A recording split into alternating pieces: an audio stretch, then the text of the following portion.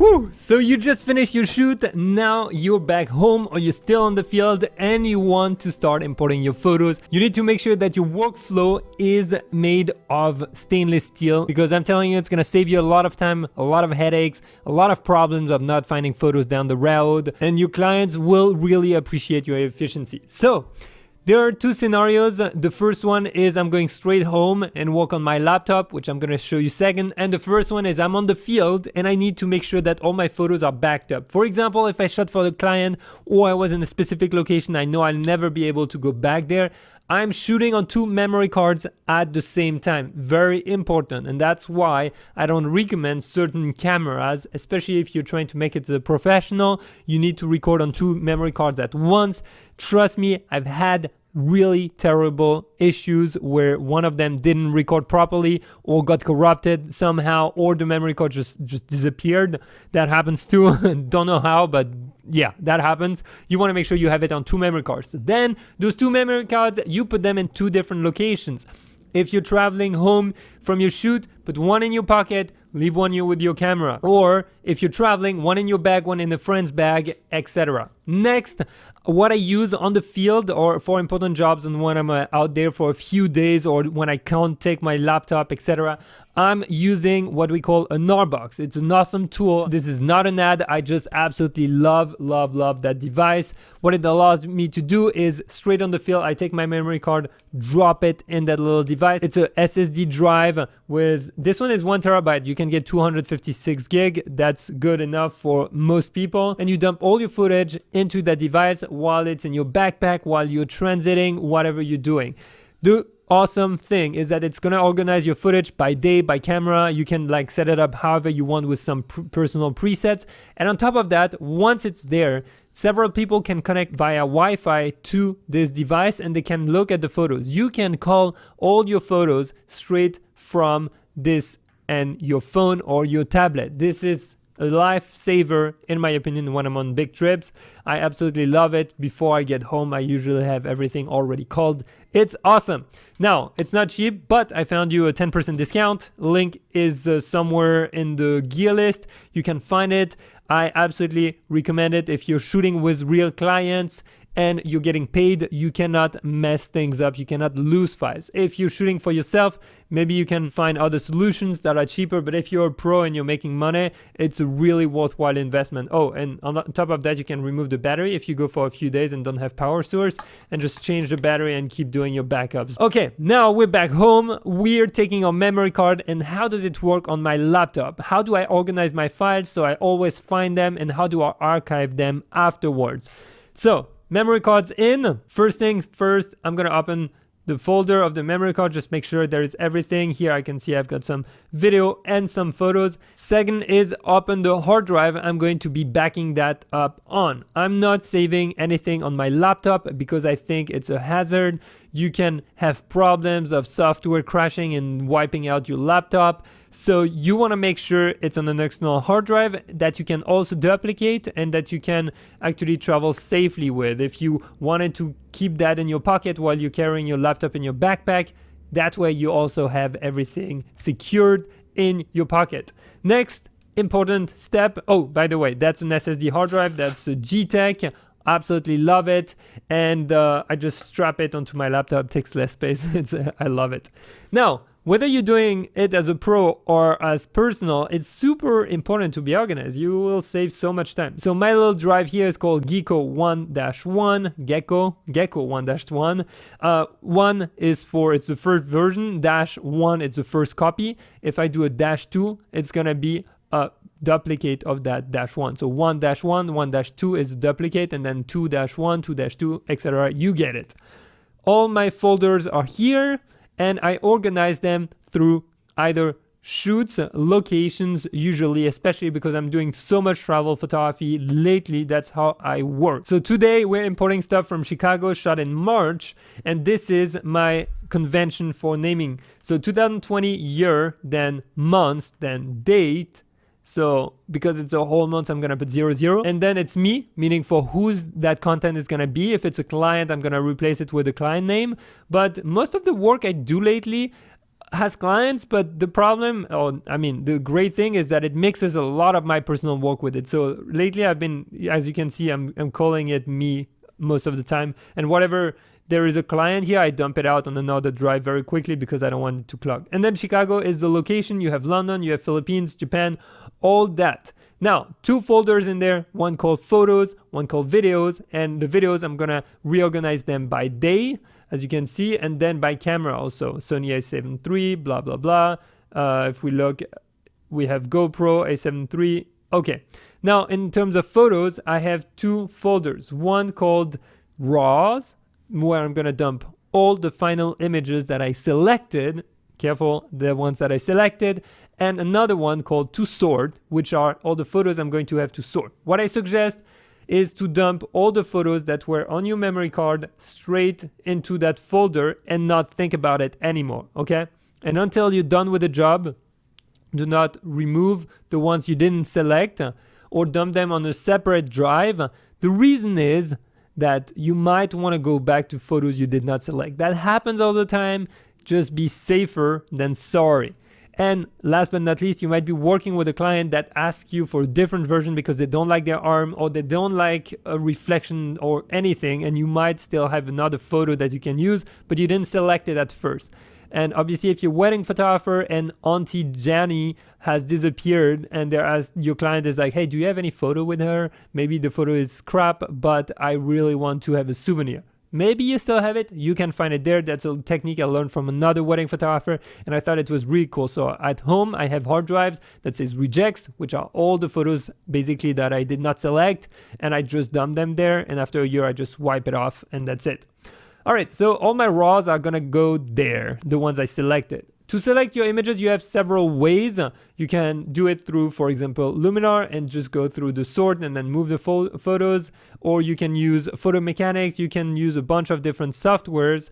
If you're doing wedding photography, look into Photo Mechanics. It's a worthwhile investment. If you're doing any type of job and you don't want to invest into another software and you're using Lightroom, let's open Lightroom to import and call my images. So when I open Lightroom, there are 2 ways to do it. You can actually create a catalog for each section, for each shoot. That's what I used to do. So I would shoot in Nicaragua, and then I would create a catalog specifically for Nicaragua. Then I would create a catalog specifically for an NGO that I did in Nicaragua and keep the photos just there. The reason was that at the time, I felt like it was making my computer a lot slower when I was editing photos to have every job into the same catalog. Nowadays, I find it a lot faster. So what I do is I actually started gathering everything into one catalog. So my catalog is called Master Catalog, and it's going to be for 2 years. And after, I will change. In that catalog, I have a bunch of jobs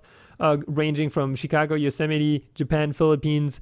All the shoots that I did, I keep them there, and it makes it easier for me to actually look through all my images in the blink of an eye versus having to open different catalogs. So that's something I learned over time, is to make sure you're flexible and you can adapt your workflow. It's always a pain to do, but it's worth it when you will save time down the line.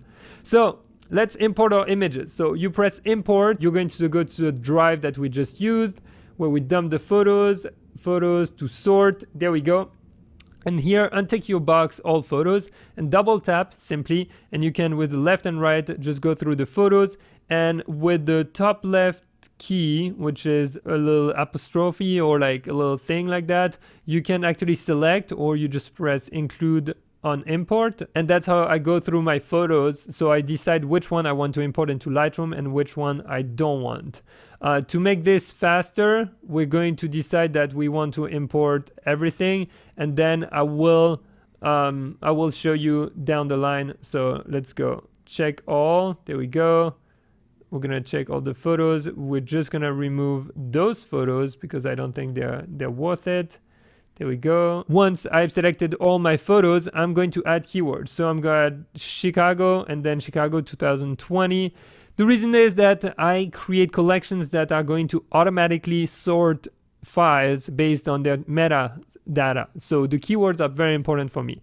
Now, I'm going to rename the file to the date and file name. Very important step because some cameras will reset numbers, or you might use two cameras and they have the same numbers and you don't want them to erase each other.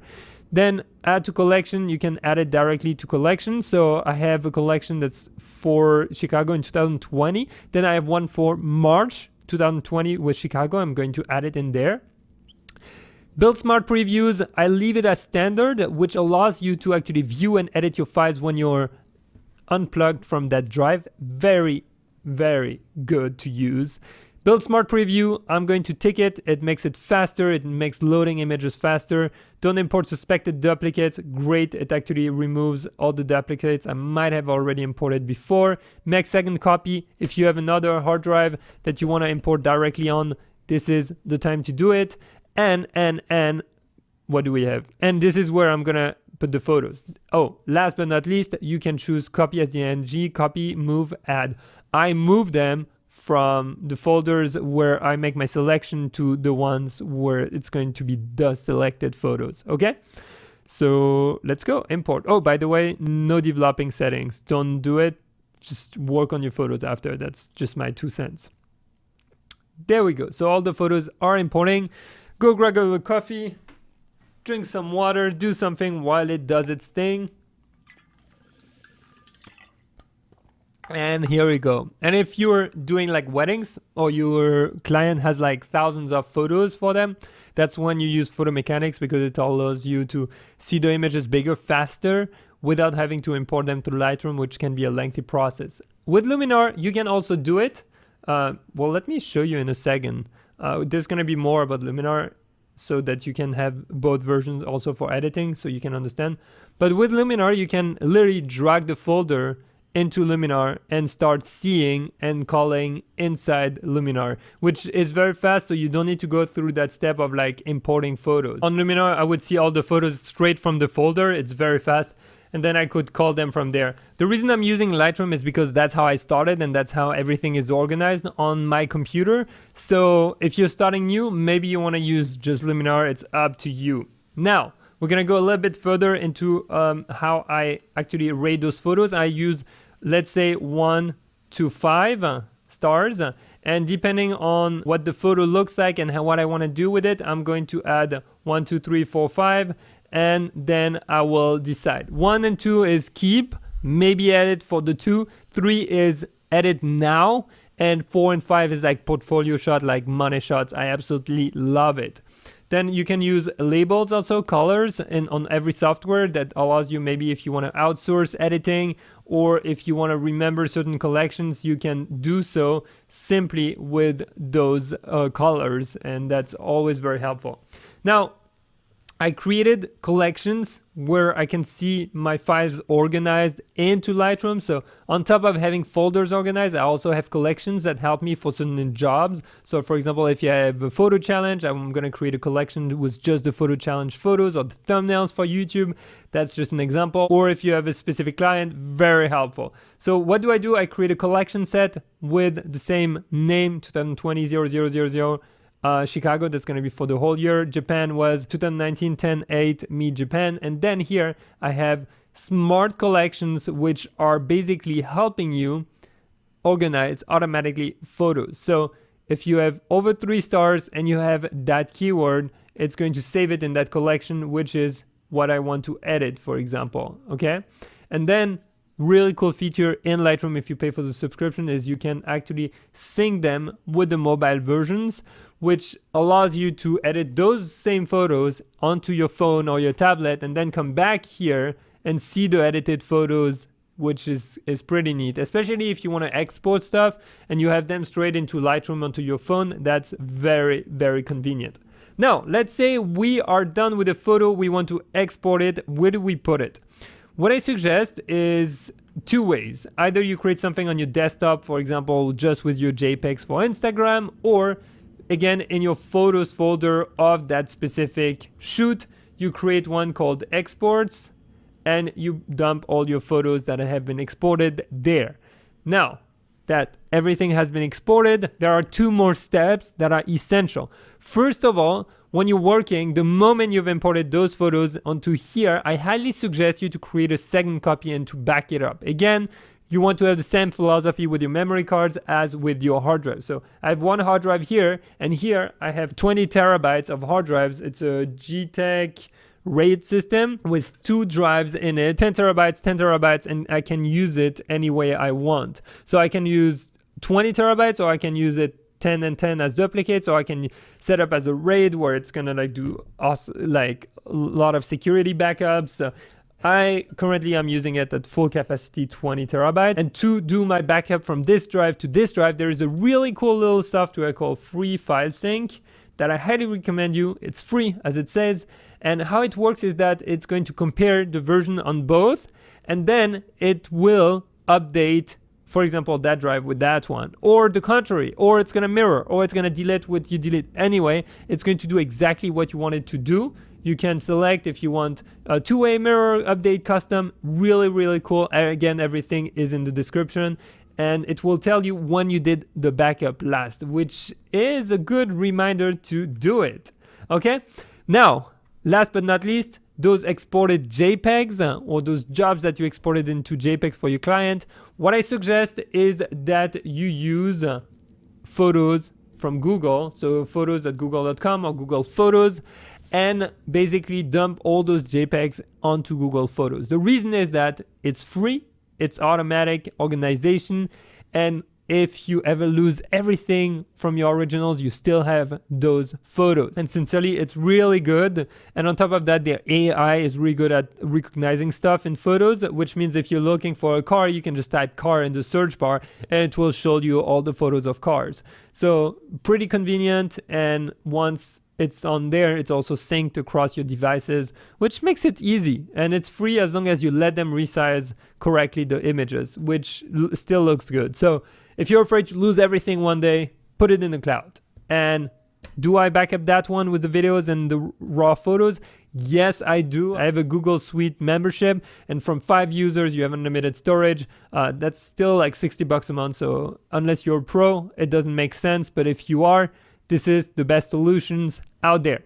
So I hope that has been helpful. I know it's a long video. I know it's a lot of information, but I broke it down into like steps written. If you want to go through it again, highly recommend you to do it. You will never regret not losing files. It's the kind of things that you don't think about until something bad happens. And then you regret everything in life and you're like, why didn't I do it? So do it now. Good luck. I'll see you tomorrow because we're gonna start editing, so you better make sure that everything's organized properly. If you have any question, drop them in the Facebook group or below. I'll see you in the next episode. Bye.